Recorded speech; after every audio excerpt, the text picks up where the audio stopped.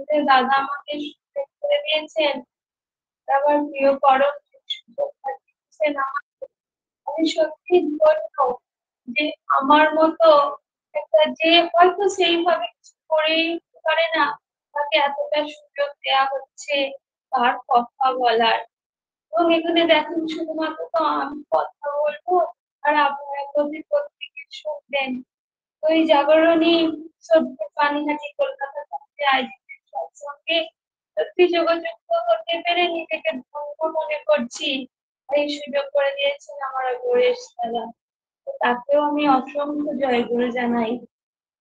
উনি খুব ভালো থাকেন, সুস্থ থাকেন এবং আমাদের মতো যারাই নতুন এসেছে ভাবতে করছি, নতুন ভাবে নিয়ে চলছি, তাদেরকে এই যে সুযোগ দিচ্ছেন, মানে তিনি চাইছিলেন আমরা আরো বড় হয়ে উঠি।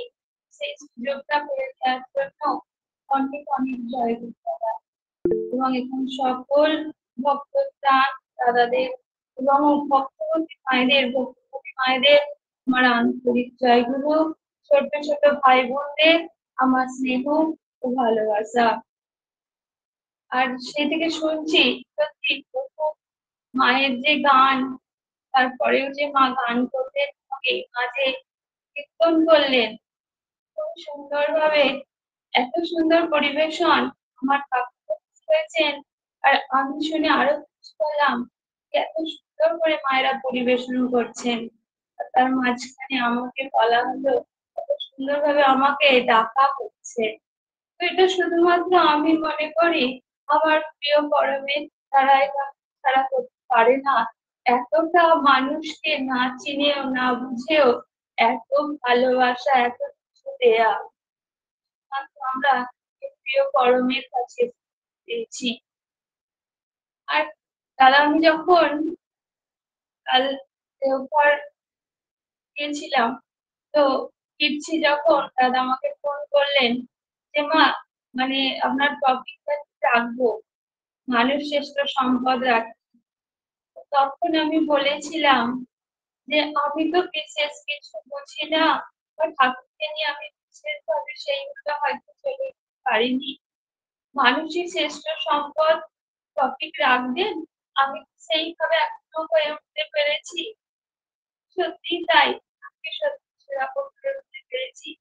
তো পরম মুহূর্তেই কাকুকে করেছিলাম, কাকু আমাকে বললো অত ভাববার কিছু নেই, তুমি যত শিখেছো, যতটুকু প্রিয় পরমকে নিয়ে চলতে শিখেছো, ততটুকুই বলার চেষ্টা করবে, দেখবে ঠিক হয়ে যাবে। তো ঠাকুর বলছেন যে যত পারিস মানুষ ধর।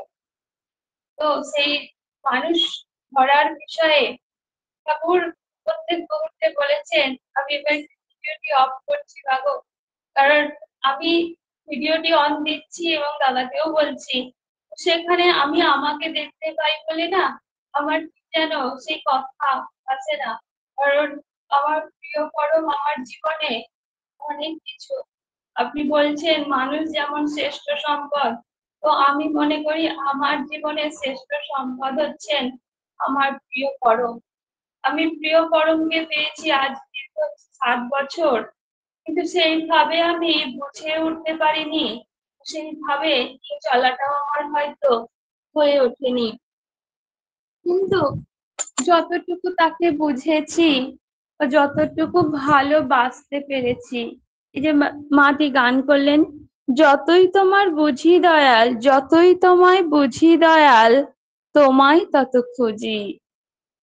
তো সত্যি তাই, যত তোমাকে বুঝছি তত তোমাকে নিজের ভিতরে খোঁজার চেষ্টা করছি এবং প্রত্যেক মুহূর্তে সেটাকে উপলব্ধি করে সামনের দিকে এগিয়ে যাওয়ার জন্য চেষ্টা করছি।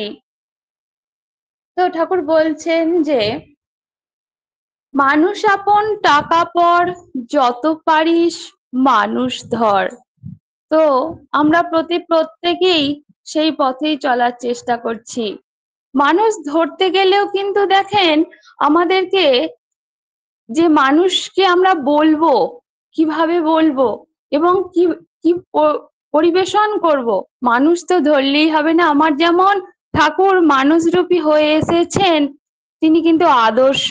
তাই একজন আদর্শকে ধরলে কিন্তু তবে আমার জীবন সুন্দর এবং পরিপুষ্ট হবে, তাছাড়া কিন্তু হবে না। তো সেখান থেকে আমার জীবনটা একমাত্র সুন্দর হতে পারে যদি আমি আদর্শকে ধরি। তো আমার ঠাকুর কিন্তু সেই রকম করেই আচার আচরণ বাক্য ব্যবহার দিয়ে দেখিয়ে দিয়ে গেছেন তুমি একজন সুন্দর কেমন করে হতে পারো।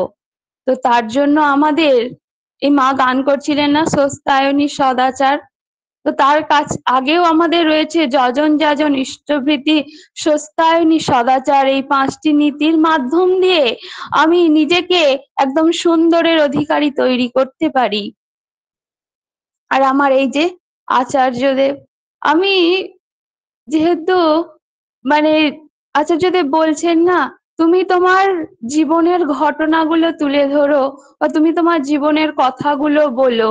আমি আমি সত্য কথা বলতে, আমি না ওই বাণী হয়তো পড়ি, কিন্তু কোনো আলোচনা শুনি, সেইভাবে হয়তো বলার ইচ্ছা হয় যে আমি অনেক কিছু বলবো, অনেক বাণী অ্যাড করব, কিন্তু আলটিমেট না আমি সেটা আমার সেই মুহূর্তে মনেই আসে না যে আমি কোন বাণীটার সাথে কোন বাণীটা অ্যাড করব।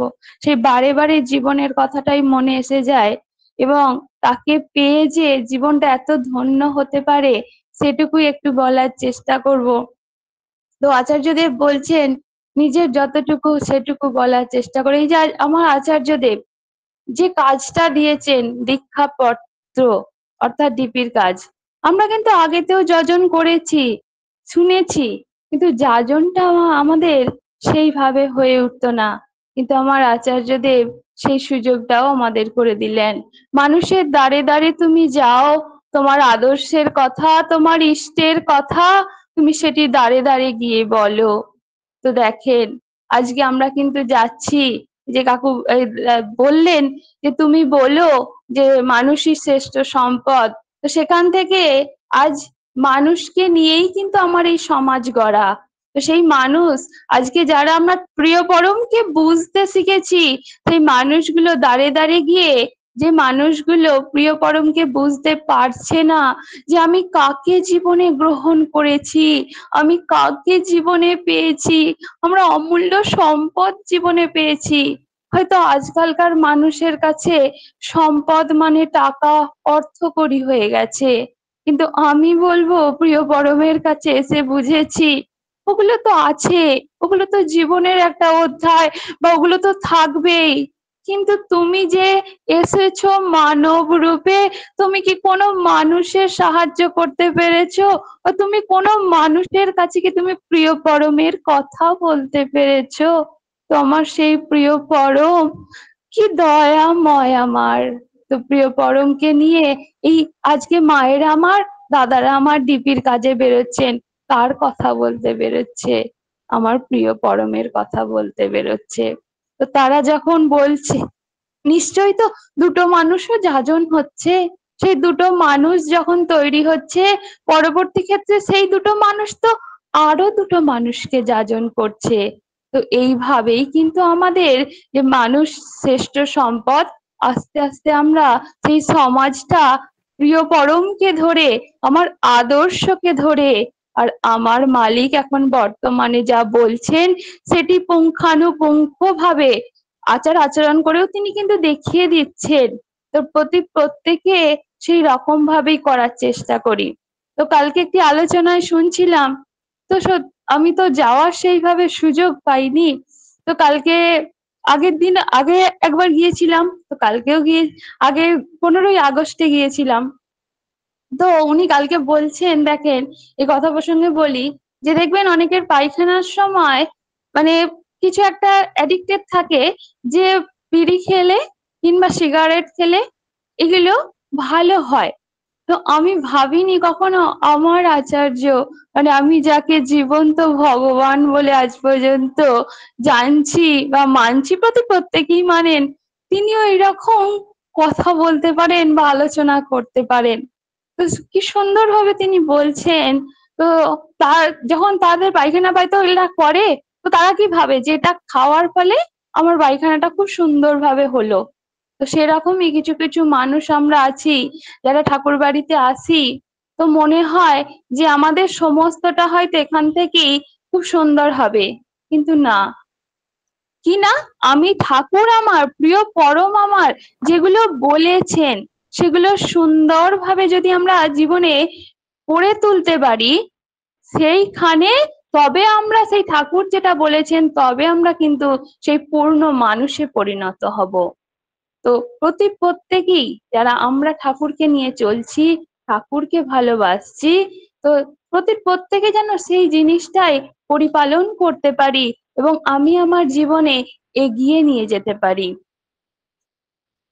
আর এত সুন্দরভাবে আয়োজন, মানে কোনো মানুষের সাথে কোনো দ্বন্দ্ব নাই, কোনো মানুষ কিছু মানে পাশাপাশি গিয়েও যদি টাচ হয়ে যায় তো জাস্ট জয়গুরু দিয়ে সরে আসা।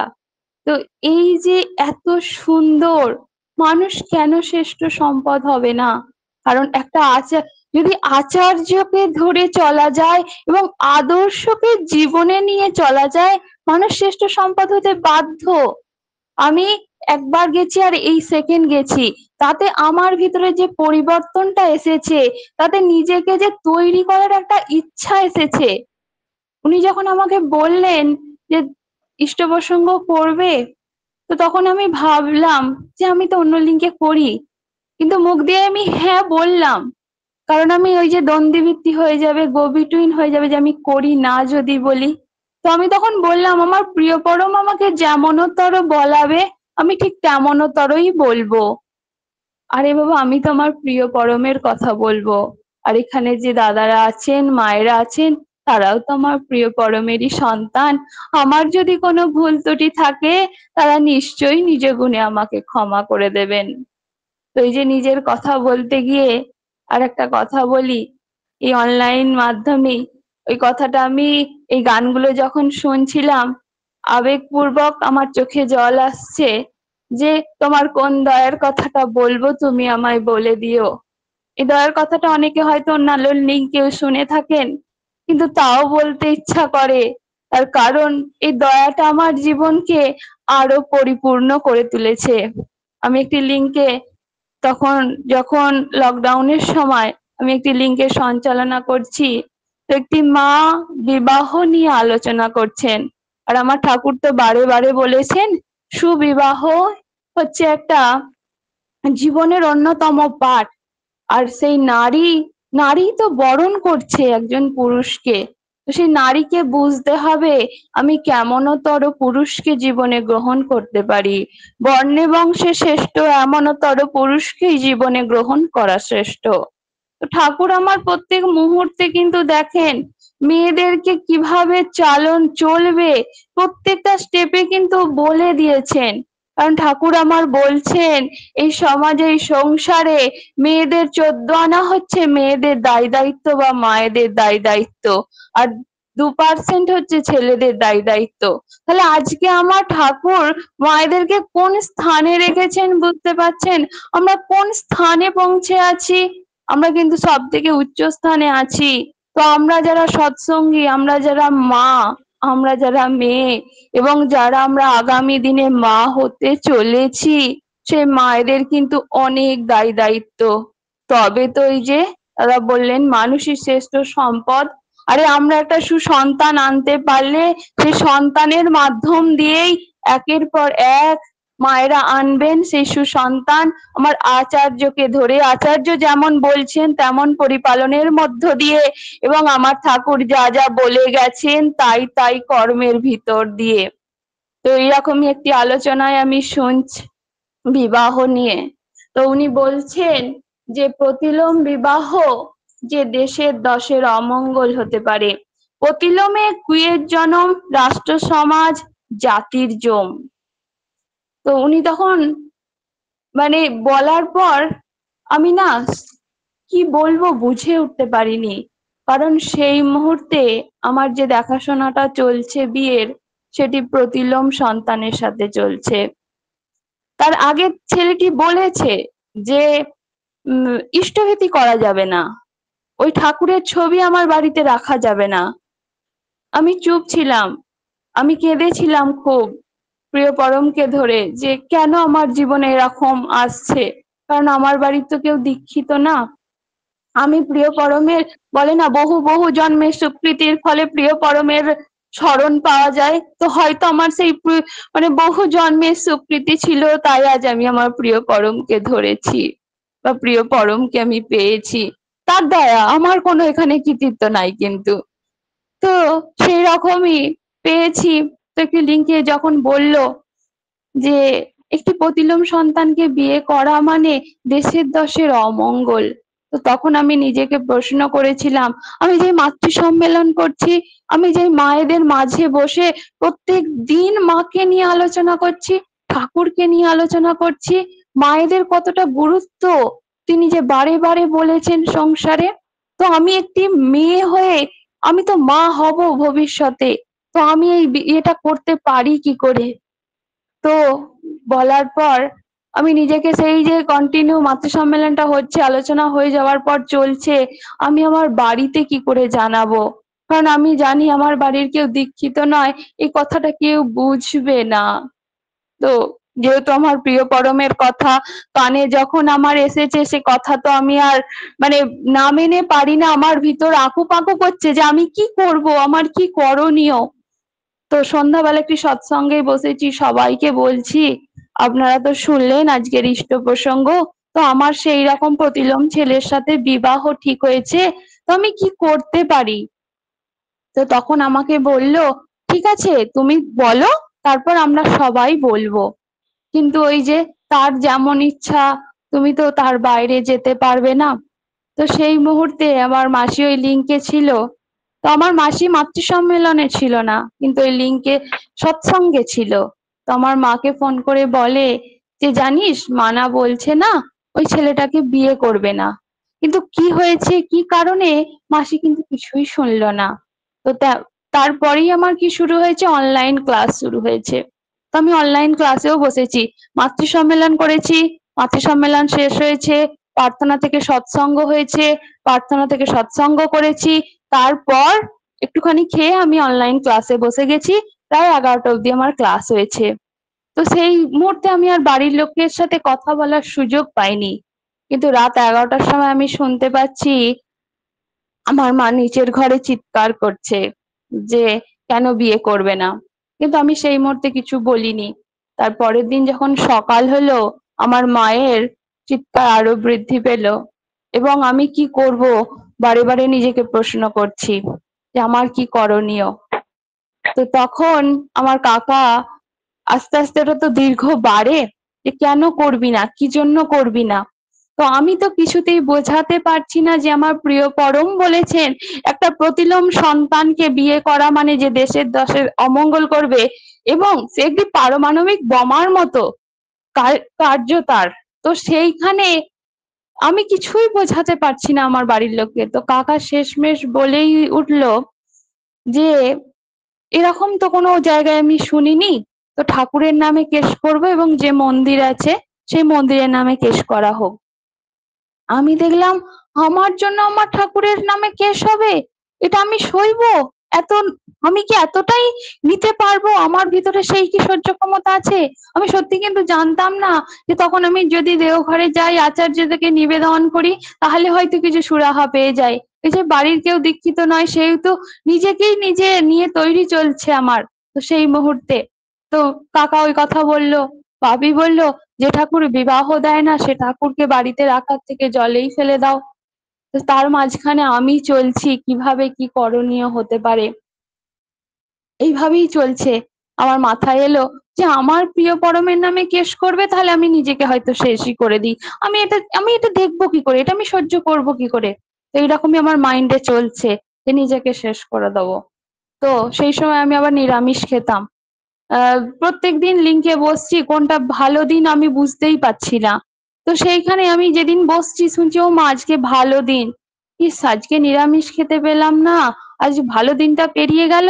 তো সেখান থেকে মনেই হলো দূর বাবা, তোর আমি আমিষ খাবোই না, আমি প্রত্যেকদিন নিরামিষ খাই, তাহলে আমার তো আর হচ্ছে না যে কোনটা ভালো দিন কোনটা মন্দ দিন, প্রত্যেকটা দিনই আমার কাছে ভালো দিন।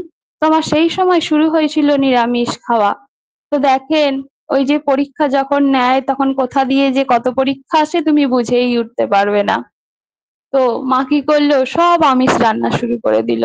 শুধু ভাতটা তো আর আমিষ হয় না, তো ভাত আর আলু ভাতে তো আমি সেটুকুই খেয়ে নিতাম। আমাকে বলতো, হ্যাঁ রে তুই কদিন খাবি? যে হ্যাঁ তুমি যতদিন করবে আমি ততদিন খাবো, আমার কোনো অসুবিধা হচ্ছে না। কারণ কোথাও ওই যে প্রিয় পরমকে ভালোবাসা বা টান, আমি কিন্তু কিছু করিনি, তিনি আমায় দয়া করে এগুলো করছেন। তো আস্তে আস্তে দিন যায়, বছর গেল। আমার মামা একবার ফোন করে বলছে আমার রিলেটিভের মধ্যেই, হ্যাঁ রে তোর জন্য কি কোমরটুলি থেকে জামাই অর্ডার করে আনতে হবে? তোর তোর থেকে বয়সে বড় হতে হবে, তোর থেকে শিক্ষাগত যোগ্যতা বড় হতে হবে, তুই নিরামিষ খাস সেটা মেনে নিতে হবে, তুই ঠাকুরকে নিয়ে চলবি সেটা মেনে নিতে হবে, তো তোর বয়সের সাথে একটা সামঞ্জস্য রেখে চলতে হবে সেরকম মেনে নিতে হবে, তুই আবার তোর কাস্টেরও চাইছিস সেটাও মেনে নিতে হবে, তাহলে কি আমরা কোমরটুলি থেকে অর্ডার দেবো? তো তখন আমি রান্না করছিলাম আর আমার মা চা খাচ্ছিল। আমার মা আমার দিকে দেখছে, আমি আমার মায়ের দিকে দেখছি, আর অন্তর হয়তো কাঁদছে।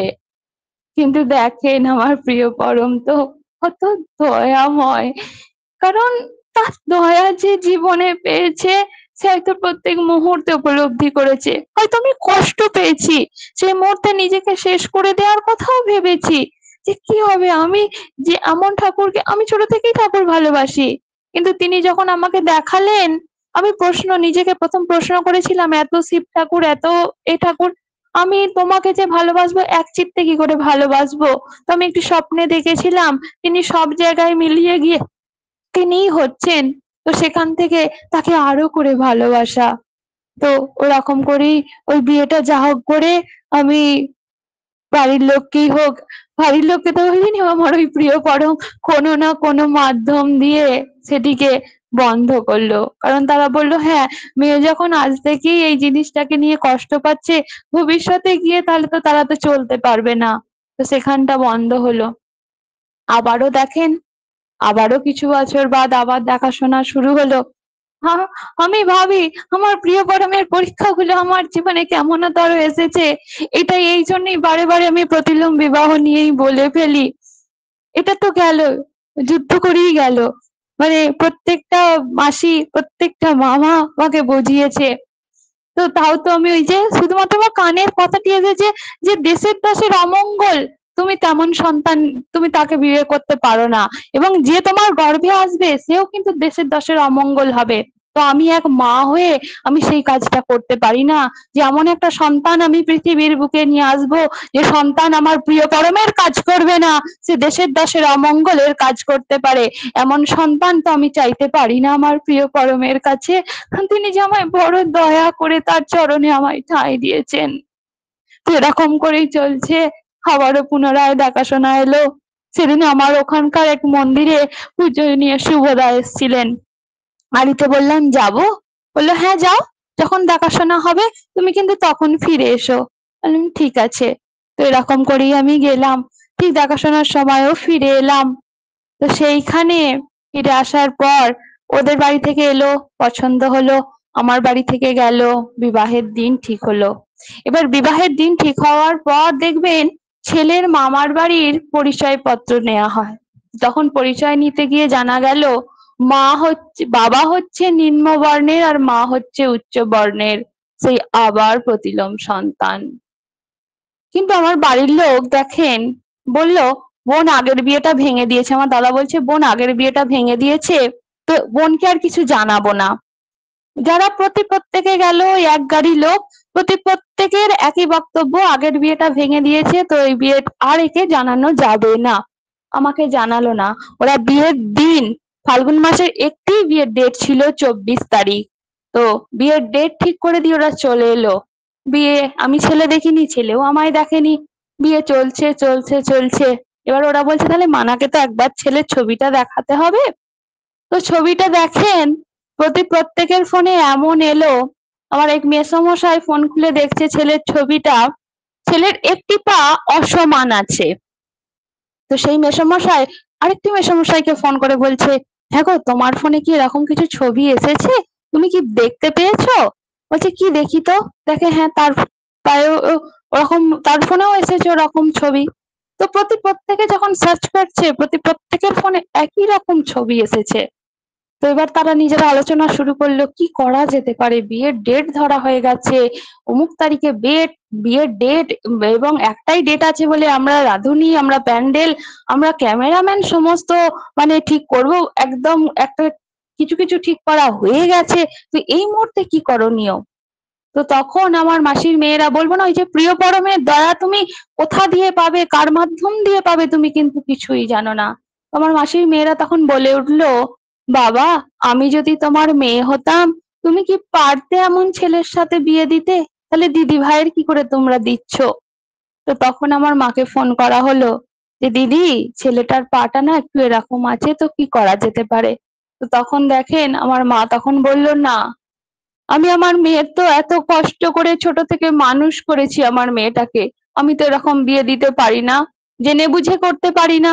তো মেসোমশাইয়ের মাথায় এটি এসেছিল, যদি মানা বিয়ের রাতে জানতে পারে যদি কিছু করে ফেলে, তখন সেই কষ্টটা বা সেই দায়ভারটা কে নেবে?